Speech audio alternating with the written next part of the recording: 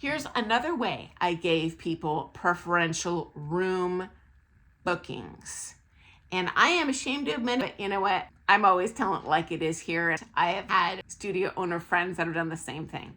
Sometimes you just work with someone that is a complete pain in your butt. They're a great teacher, but I'll call them an immature whiner. Everything's a problem, constant complaining. In my case, I had front desk admin staff, in excess of 100 hours a week. So people working for me, I want to make that front desk job as easy as possible.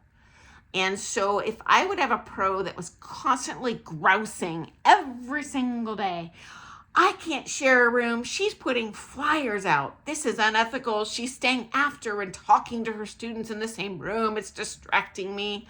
Blah, blah, blah, blah, blah, blah, blah. Immature selfishness. But anyway, it did happen.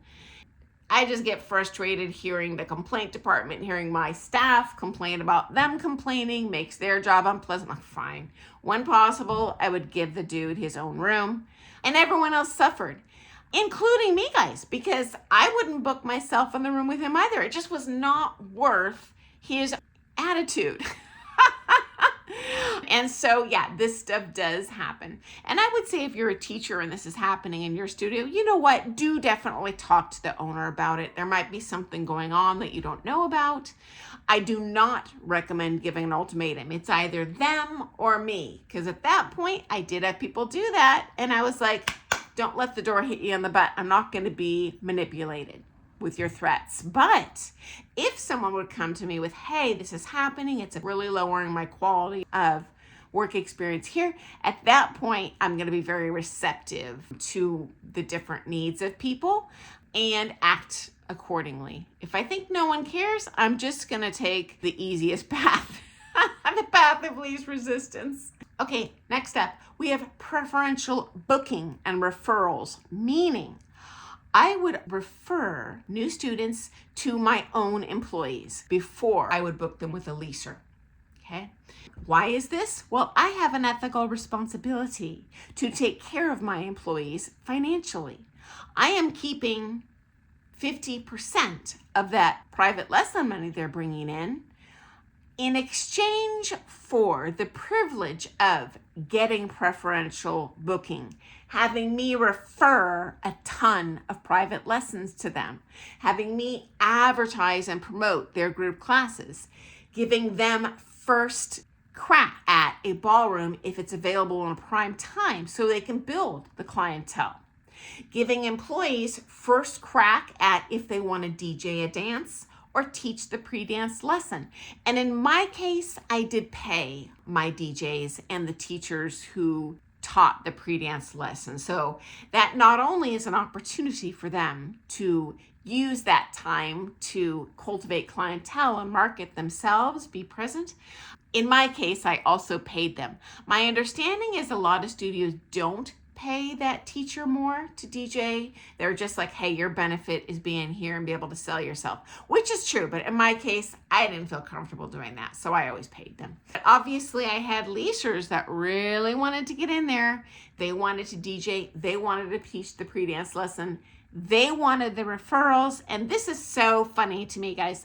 I had a couple leasers come to me pretending they're doing me a favor. Like, well, if you have extra students, you can book them with me. And I'm like, well, you're not doing me any favors. I already have employees that are very competent and wonderful people.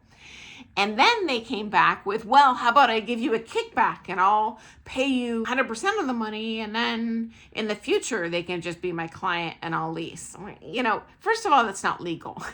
You can't treat someone as half an employee, half a lease, or at least in my state. I don't know how it is in your state or your area of the world.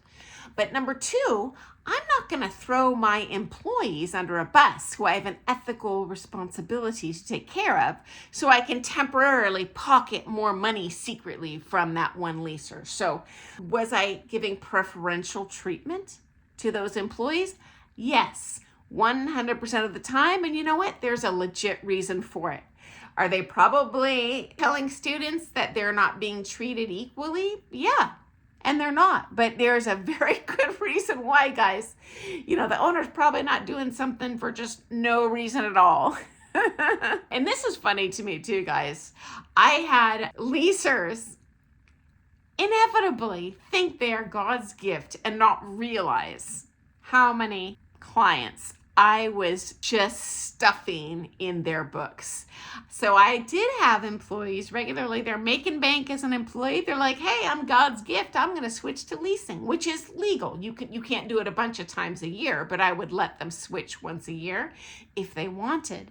And so they would just be so envious, like, oh, those leasers are taking home so much money. And so they would switch over to leasing and starve out. And in several cases, they actually had to quit teaching. They were fully supporting themselves as employees because they could not generate enough money on their own. And often they don't realize the amount of money I am dumping into advertising on Google, Yahoo, Facebook, whatever. Their printed materials, I'm spending a lot of money on that, not just printing it from the front desk, but professionally having stuff printed out. And I always had leasers trying to skeeve off me, like going to the front desk when I'm not in the room. Oh, can you print these flyers out for me? No, you're a leaser. You're taking most of your money home. You take care of you. You need to take care of your advertising, your health insurance, your taxes, blah, blah, blah, blah. So am I giving preferential treatment to employees? Yes, but there's a reason why. So anyway, hope you found that to be interesting.